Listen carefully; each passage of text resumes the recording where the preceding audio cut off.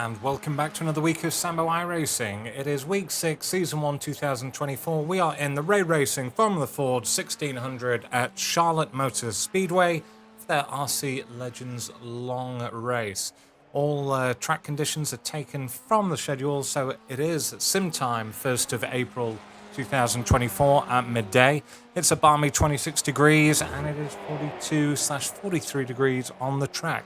This is a very, very fun course. It's very tricky and technical. You're spending a lot of time going between first, second, and third, and there are very few overtaking opportunities. So, my word of advice would be to practice, qualify well, and if you do have a bit of a nightmare during qualifying, just try and stay up the backside of the person in front of you, pressure them into a mistake, and show that you can avoid them and try and progress that way. Either way, you're going to be knackered by the end of a race.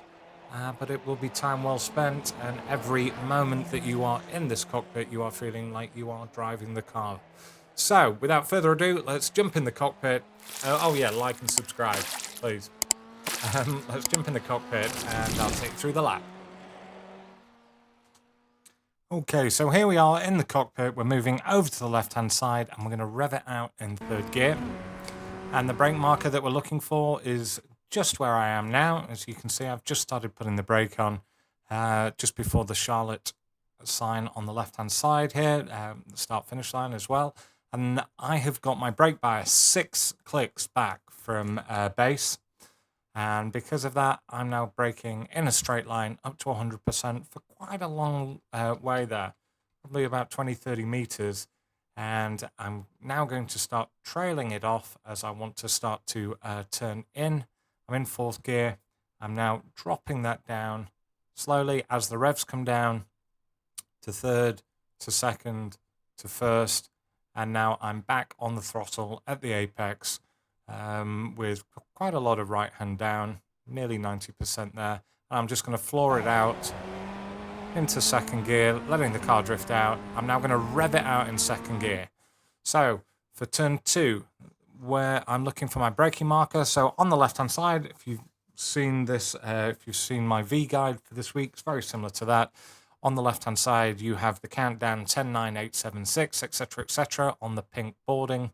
And once my car is level with 5, I'm going to be back on the brakes. And I'm going to be braking quite hard, up to about 90% briefly. I'm still in second gear, so I'm doing all my braking in a straight line. And then as I start turning towards the apex, that's when I start trailing off. I drop it down to first gear here, start building back on the throttle. Sorry, I don't know what happened there. Start building back on the throttle so that as I get to the apex, I'm fully back on the throttle. I'm just going to let the car slide out and start moving back over to the left-hand side, putting this as much as possible up to third gear here. Don't hit the wall on the left. I'm going to rev it out in third gear, and now what I'm going to do is just before the Bank of America, there's no braking involved here, but I'm going to feather my throttle, lift off down to about 20%, and then balance it. You don't want to be hitting this curbing on the right-hand side. You want to be giving it a kiss, if anything, or getting very, very close to it. And then I'm just feathering my throttle, waiting for the revs to drop so I can drop it down into second gear. And then, as you see, I'm back on the throttle. So you're just feathering it around there, letting the car balance, just feeling for where the grip is, dropping it down to second, fully back on the gas, letting the car drift out. You're absolutely fine where I am. Don't touch the grass here. The next braking marker for the next turn, turn 5, is going to be the first Bojangles sign. So as I get to that, I'm starting to put the brake on. Quick blip up to 60%, down to second gear, looking to cut this corner as tight as possible. You'll see on the chase cam, I do actually get really quite close to it. That's absolutely fine. Obviously, try not to hit the wall. Fully back on to the throttle here. I'm going to be looking to move over to the right-hand side and then back to the left. Now, as you see right here, I've got about 20-30 degrees of left-hand down. Now, I'm going to straighten up once I've got my car pointing towards the apex. I'm going to straighten up for the reason why. You'll see here, as I straighten up, so that all my wheels are now pointing in the same direction. That's when I put on the brakes. Quick blip up to 75%. Here, staying in second gear, looking for the apex. I've actually run a little bit wider here than I'd want to, but I'm down to first gear. And if you do run wide, it's not the end of the world because it just allows you to take this next corner nice and tight. So again, as long as the center of your car is over the lines, and I mean, they are over them, as in directly above the lines, you're not going to get an off track. If the center of your car goes over the grass, you will. So you're in first, and then as soon as you come out of that, quick blip again of the brakes, and then you just balance in the car. You're in first gear, just letting the rear come round. Again, this is similar to the V in that as you come off the throttle, it gives you a little bit more rear rotation. And now I'm fully back on the throttle. If you look, I've actually got about 100 degrees, 105 degrees of lock here, so I'm turning well inside of the apex, and that's because this car is going to understeer out.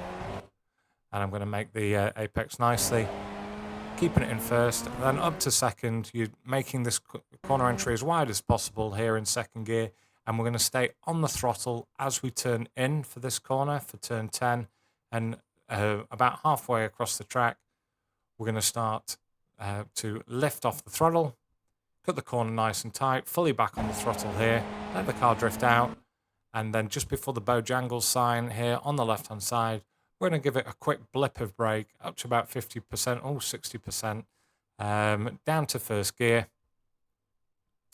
and trying to hold it as tight as possible, feeling for where the throttle is so that we can get back on it, up to second gear, just before we get to the coloured asphalt on the left-hand side.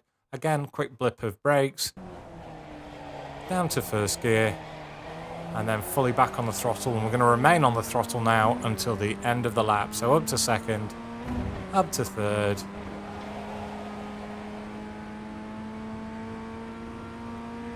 and we're just revving it out here. And as always, if you're in a test, just park your car nicely so that you can get out and go for a hot dog. I'll see you back in the cockpit. No, I'll see you back for the chase cam. Right, let's have a look at that from the chase cam at full speed. Out on the brakes, trail it off nicely into first gear, in a nice slide on, up to second, revving it out in second, in a nice slide on so that you miss both sides, up to third. I'm going to lift just before this Bank of America, feeling for where the grip is, dropping it to second when the revs allow. Really hard on here. Quick brake, turn in, cut the corner, over to the right hand side, straighten up on the brakes, down to second, down to first. Went a little bit wide there. That allowed me to go slightly tighter here. Turning really hard to the right, getting on the throttle, over to the left hand side, in second, lift, back on the throttle. Quick brake, feeling for it, down to first, revving it out, up to second. Again, quick brake, feeling for it, down to first. Oh, ran wide there. Up to second, up to third. And obviously this is based on a qualifying lap. If you're in the race, you'd be over on the left-hand side, but we're trying to cut it as close as possible during quali so that we can actually... Don't do this during quali because you will get a 2x. Oh, look at that. There's my gearbox. Right, final time in the cockpit with the driving line on. Okay, we are powering through this video. Final time with the driving line.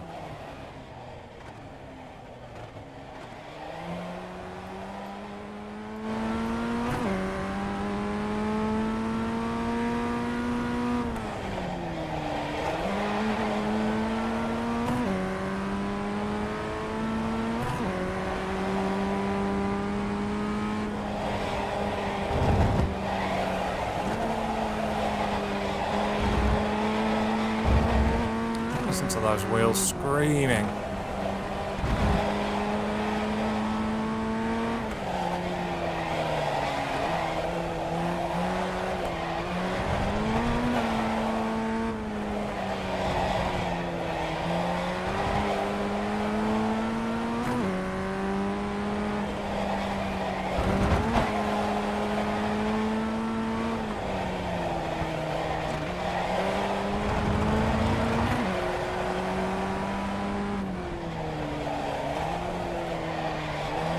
Hopefully this video has been some use for you, and I will see you again next week for another guide in the Formula Ford.